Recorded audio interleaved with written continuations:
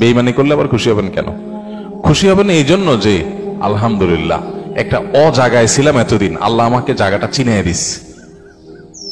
ও যদি বেঈমানিটা এখন না করতো, আমারে আরো কিছুদিন ভাড়াইয়া তারপরে করতো, আমি আরো বেশি ক্ষতিগ্রস্ত হইতাম। আল্লাহ শুকর, আলহামদুলিল্লাহ আমি যে জায়গায় সময় ব্যয় করছি, এরকম জিগরি দোস্ত বানায় রাখছি, ও আসলে কালসাপ, এটা আল্লাহ তাআলা আমারে জানাই দিছে। আলহামদুলিল্লাহ, আমি খুশি হয়ে যাব। নেগেটিভ জিনিসটাকেও পজিটিভ ভাবে আমরা দেখতে পারি।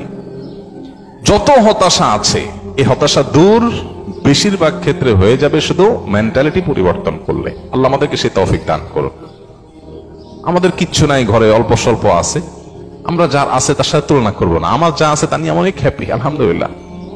আল্লাহ আমার ছেলে মেয়ে সুস্থ রাখছেন, ক্যান্সার দেন নাই, বড় কোনো ব্যাধি দেন না, আল্লাহ শুকর। কিন্তু কাউকে ক্যান্সার দিয়েছেন, আলহামদুলিল্লাহ আল্লাহ তাআলা আমাকে মরার আগে তওবা করার সুযোগ দিয়েছেন। একটা ওয়ার্নিং আসছে, আমি এখন প্রস্তুতি নিয়ে যেতে পারি। অনেকে হঠাৎ চলে যাচ্ছে অ্যাক্সিডেন্টে, সে তো প্রস্তুতি নিতে পারে নাই। খারাপ কাজ করতে করতে গুনাহের পথে রাখতে তওবা করার আগে সে চলে গেল। আলহামদুলিল্লাহ আমার তো একটা ওয়ার্নিং পিরিয়ড পাইছি, এই সুযোগে আমি তওবা করে আমার আখিরাতটাকে সুন্দর করে যেতে পারি। প্রত্যেকটা নেগেটিভ জিনিসকে পজিটিভ দেখা যায়।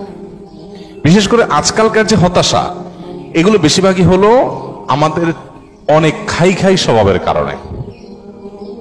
আমরা ভাবখান, আমি এরকম অনেক মানুষ দেখেছি ব্যক্তিগতভাবে, আমি পরিচিত অনেক মানুষের সাথে, নাই ভাই কিচ্ছু নাই, ব্যবসা বাণিজ্য অবস্থা একেবারে খারাপ। এরপরে দেখা গেল ছেলে ফেলে নিয়ে, বাচ্চা কাচ্চা নিয়ে উনি ব্যাংকক গেছে ঘুরতে।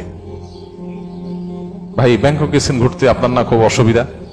ভাই এইটা তো 10-20-50 লাখ তো অ্যাকাউন্টে আছে, এটা তো কোনো ইয়ে না। আমি কোটি কোটি টাকার যে ব্যবসা আছে আমি সেটার কথা বলতেছি, ফ্যাক্টরি গুলা বন্ধ, হান তান, কিন্তু ওনার সব চলতেছে।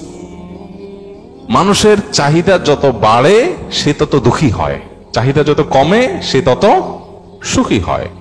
এই জন্যই কানাআত বা অল্প তুষ্ট থাকার শিক্ষা নবী সাল্লাল্লাহু আলাইহি ওয়াসাল্লাম দিয়েছেন।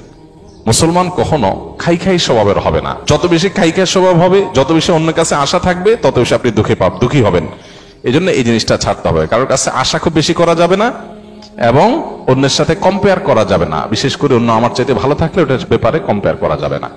আশা বেশি করবেন, ধরা খাবেন। পৃথিবীতে আল্লাহ ছাড়া আর কারোর ব্যাপারে আশাবাদী থাকবেন না। এমনকি নিজের মা বাপও না, নিজের স্ত্রীও না, স্বামীও না, সন্তানও না, ভাই বোনও না, জিগরি দোস্তও না, কারোর ব্যাপারে না। আশা করেন, খুব বেশি আশা করে বসে থাকেন না। আশা করার পাশাপাশি এটার জন্য প্রস্তুত থাকেন যা আশা করতেছেন তার উল্টাটাও হতে পারে। মুছে তেল দিয়ে গেছেন, অনেক কিছু আশা করতেছেন, যাই দেখেন জিরো। হাইসা দিবেন যে আমি তো বোকা ছিলাম, এই জায়গায় আমার নসিবে এটা বরাদ্দ ছিল না, অথচ আমি মুছে তেল দিয়ে আসছি। ফাও, কাঁঠাল খাওয়ার জন্য মুছে তেল দিয়ে আসছি, এসে দেখি কাঁঠালই নেই, কাঁঠাল পুরোটাই নষ্ট। তাহলে আমি অহেতুক একটা প্রস্তুতি নিছি, আমার তকদির এটা ছিল না।